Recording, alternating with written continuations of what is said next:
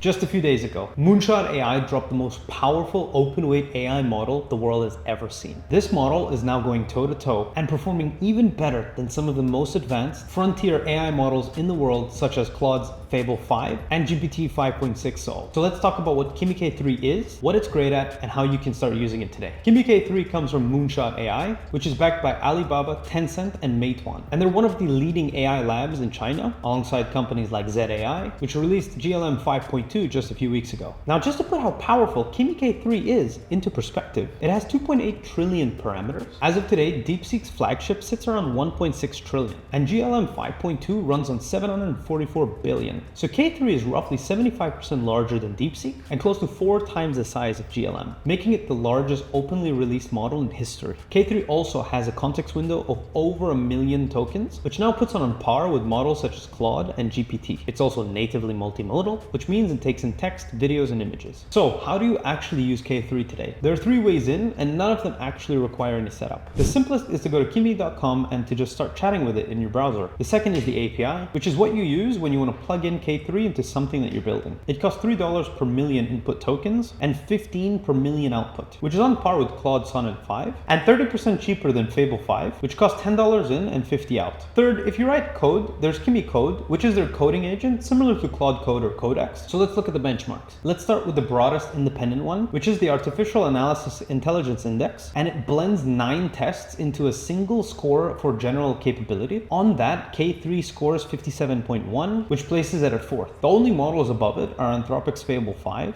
and 2 configurations of GPT 5.6 Sol, and below it sit Opus 4.8, GPT 5.5, and GLM 5.2. So the gap between K3 and the best model on Earth is under 3 points, and it's already above Anthropic's and OpenAI's main production models. A second independent tracker, Val's AI, put it at 2nd out of 38 models, just behind only Fable 5. Now the coding tests, because that's what the model was built for. On the SWE Marathon, which tests long-running software engineering work, K3 comes first. On Program Bench, K3 also comes first, with Fable and Sol coming very close. On the Terminal benchmark, it comes 2nd to Sol by just half a point, and on Frontier SWE, a harder engineering test, Fable 5 takes it by over 5 points. But K3 still finishes 2nd, and it's about 15 points ahead of Sol and Opus. So what we can gather from this is that K3 trades 1st and 2nd place, with Fable 5 and Sol depending on which test you pick, and it consistently beats Opus 4.8. The real result was with Arena's front-end coding leaderboard. This is where real people vote on which model built the better thing, and K3 actually got number 1 ahead of Fable 5 and Sol, winning 76% of its matchups when its previous version ranked 18th.